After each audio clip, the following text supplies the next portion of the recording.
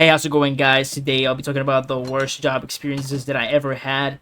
So let's get right into it. As you can see, this is my first format of me playing while recording an audio. So I don't know how I'm gonna do, but anyways, let's see how it goes. So far I had like 4 or 3 jobs in total, without counting the university ones. University ones I wouldn't consider like actual jobs because it was more of like a contract for students who were studying at the time and they got accepted. So basically, that's like saying you don't need an interview. You just need to be a student, and once you're a student, you will get accepted if they decide to accept you, and they wouldn't interview you. They just give you like this paper sheet. You will read the contract, and if it was right with you, you would sign the contract, and that would be it.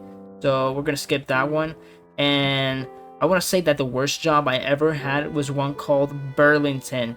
And I know you're saying like, whoa, why are you saying the name, bro? You're gonna get like, oh my god, reporter or something like that. No, Burlington. The reason is it's I don't know how it's in the states, right? I've never been to a Burlington on the states, so I wouldn't necessarily know how it is.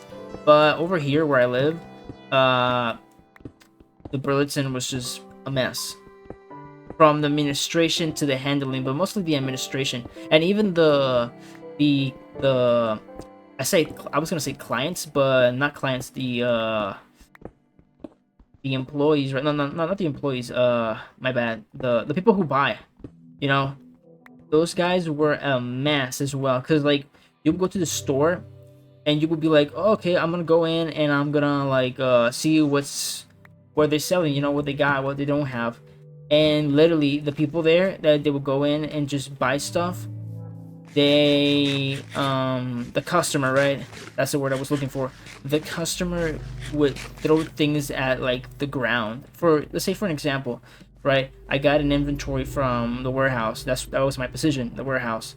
I used to process the merchandise and put it on the floor, and get it nice and clean. And if it needed like some type of secure tag, like those tags when you leave the door, it sounds the alarms if you don't buy the thing or you don't take the security tag off, or even the ink tag for the clothes. That would basically be my procedure to handling the merchandise and processing it. So I would do that normally, right? And you might be thinking, oh, that's easy. It is easy, right? There's nothing much to it. It's pretty simple.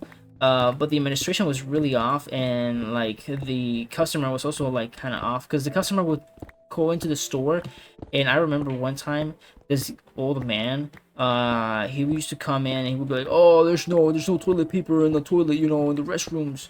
And the administration, the person that was in charge of maintenance and cleaning the toilets, they were not on the shift, because they always gave the people who worked at maintenance like 4 to 5 hours, like halftime, because they were not full time.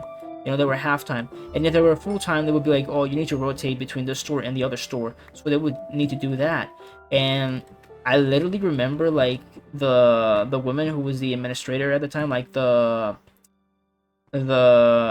manager of the area of cleaning, of maintenance. She said like, oh, I don't have time to do that, because literally they give me like 5 hours. I enter the 5 hours, I do them, and I can't do overtime, because if I do overtime, they kick me out. They literally fire you for doing overtime, even 1 second or 1 minute. That's how strict they were and how they are to this day. So this guy, he got fed up because he used to come there. It was like his daily routine to go to Burlington.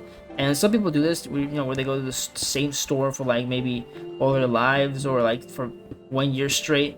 And so this guy used to go there, and I guess he would just be like, oh, I gotta go to the bathroom, I gotta take a dump or something like that. And there was no toilet paper, which it's understandable, because sometimes it will ran out. And another thing, it will be like it will ran out and they didn't have anything on inventory to put toilet paper back. So yeah, that was another problem. Anyways, the guy kind of like got fed up, and he was like, oh, there's no toilet paper. Oh, okay, I see how it is. So he went in, and I don't know how nobody saw him, but he took a dump. And how do I know it was him? Because it was the same guy. He used to complain, and you already kind of connected dots. He took his shit, and he took a little shit in the middle of the hall. And someone sent a message to the group chat, said like, "Yo, we gotta clean up on this aisle, like on this hall." And when I looked at the picture, it was a picture of a shit, bro. And I was like, God damn, they're not helping.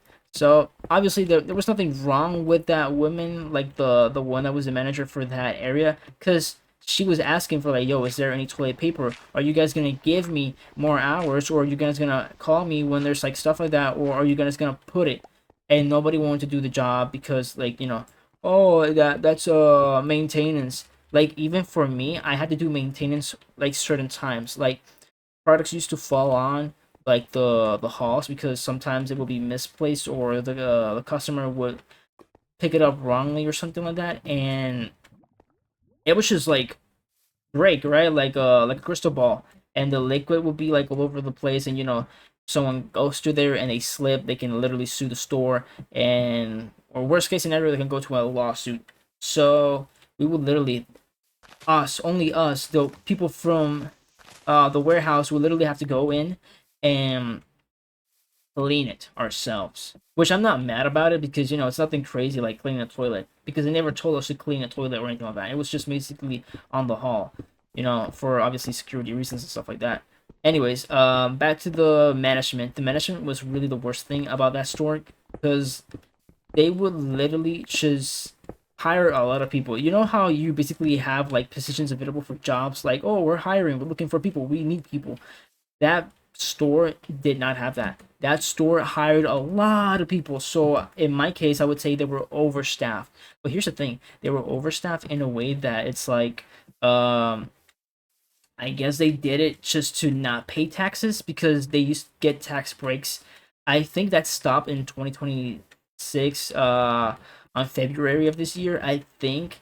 I don't know if they're gonna come back with something new, but I remember it was like a type of way of not paying taxes if you did interviews and hired employees, right? So that would give you a tax break. I don't know of how much, but I'm guessing the more the merrier. Anyways, they used to do that, and I remember in the warehouse they used to give us these positions, right? People would be at the table, or in this case the line, and the line used to have areas like the home area, the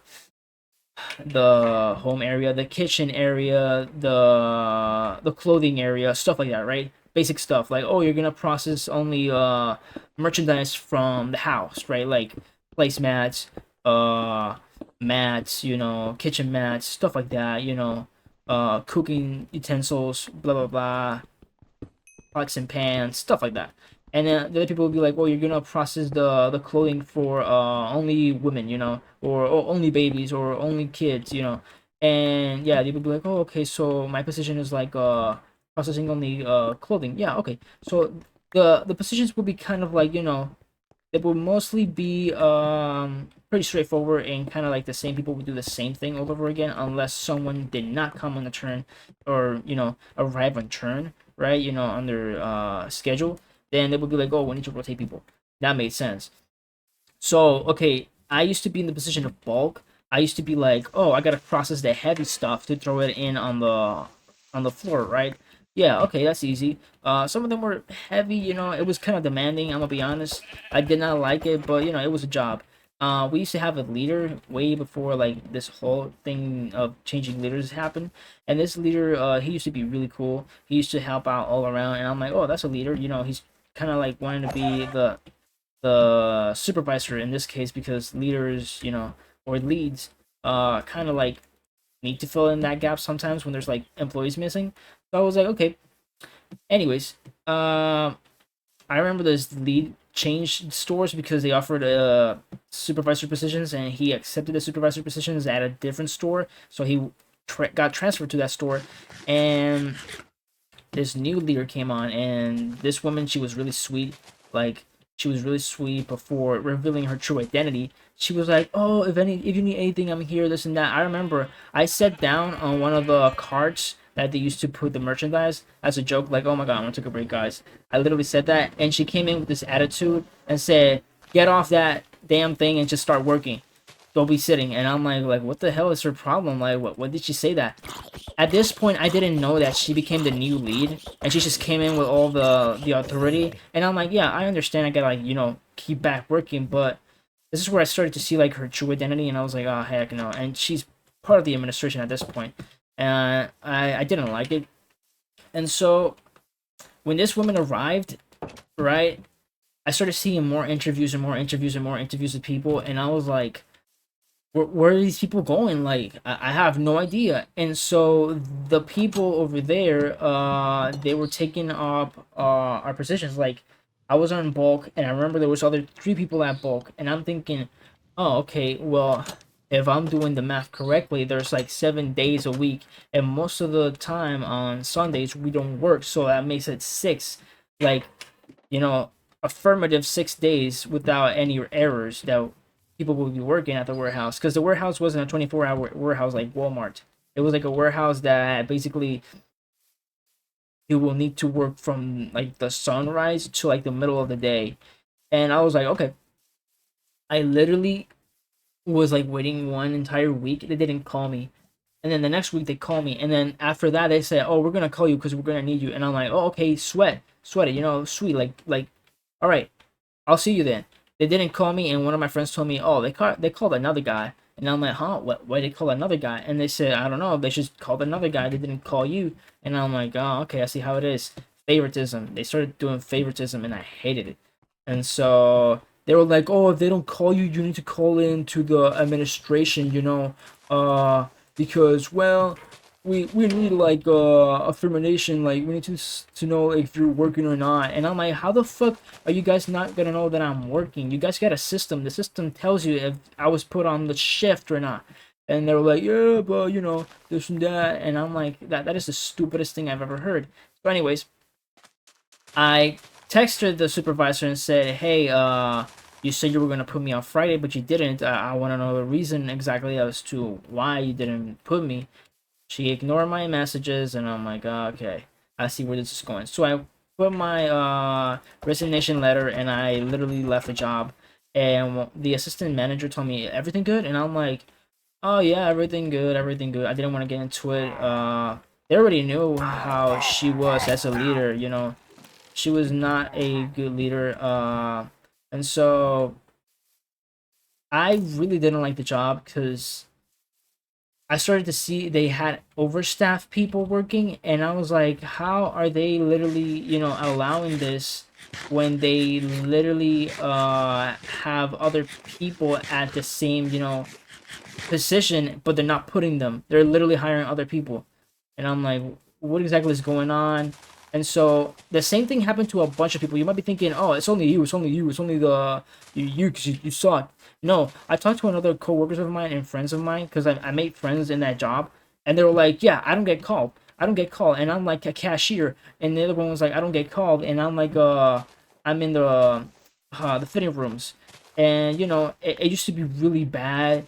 The administration sucked because like they could have done a way better job at handling this type of stuff, but they didn't want to fire people because they were like, oh, we don't want to give this employment to these customers. I mean, employees. We don't want to give them to the employees because like if we do, we're gonna have to go in and do a lot of paperwork and this and that. And they didn't even offer 401k. They said, yeah, we offer 401k, and I'm like, is it included? And I'm like, oh no, you're gonna have to do it sideways, like to a different company and stuff like that. And I'm like, oh, okay, so literally, I don't get nothing. And I remember when I signed the paperwork, I didn't read it like properly, the contract, right? And at the time, the supervisor said like, oh, yeah, I'll be honest with y'all. The contract says that it is not like guaranteed that you will work. It will only be guaranteed that you will work when we call you. So if they decided to call you whenever they wanted you, they will let you know. And another thing, the shifts were horrible, dude. I'm literally telling you, there was no warnings like with anticipation. Like I'm telling you, okay, let's say right now, it's 6 p.m., right? 6 p.m. You arrived at your house, or you left to do a job, or not even a job, just to have fun. You're like, oh, okay, I want to go bowling today at 8 p.m. and I'm gonna leave maybe at 11 or 10 p.m. and arrive home like at 12 at midnight, because I want to enjoy a night out. they would literally send, maybe at 6 p.m. or 8 p.m., they would literally send you a message saying like, okay, these are the people that are gonna work, and you would have to guess if you were gonna work or not. And if you were like, let's say, oh, I took a little break, you know, I went to like another state or a different place like 1 hour away because I wanted to like go to this location, and then you arrive at the location and then you get a message, yeah, you gotta go into work, and the hours were like, yeah, you gotta like wake up at 5 and enter at 6, or wake up at 4 and enter at 5. And I'm like, what the hell? And then you did that and you didn't know with anticipation, like in other jobs where you got this shift that tells you, oh, this is your entire shift and availability and the hours you're going to be working for this month or for this next 3 weeks. No, they would be like, you wouldn't even know if you worked the next day the like until like 10 hours before, which is crazy. You know what it is? Like, you didn't have any type of guarantee that you would work. You would just be like, oh, well, you gotta find out if we decide as the administration that we will put you there. Because like the guy was like, oh, it's not guaranteed. And I'm like, it's not guaranteed. I'm like, dude, you're the one who manages the damn script.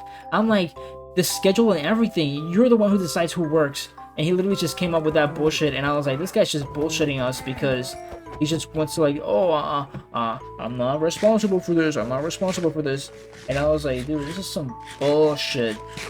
Anyways, that's like the worst type of job I ever worked at, and it was all due because of the administration. You know, it was a really horrible way of administrating things, and I really wouldn't recommend it to anybody. Like, I don't know how it is in the States or other countries, but the place I was, it wasn't good. You know, I wouldn't recommend working at Burlington for anybody. It's just all over the place. It's like, it's not even well put together.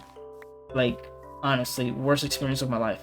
Anyways, I'll see you in the next one. I know I haven't been posting a lot, and yeah, anyways, I was trying this new method of recording while gaming. I sometimes don't even know what I'm saying. I'm just moving my mouth without thinking properly sometimes, so yeah. Anyways, I'll see you in the next one, and let me know in the comments if you want to see more videos like this. Bye bye.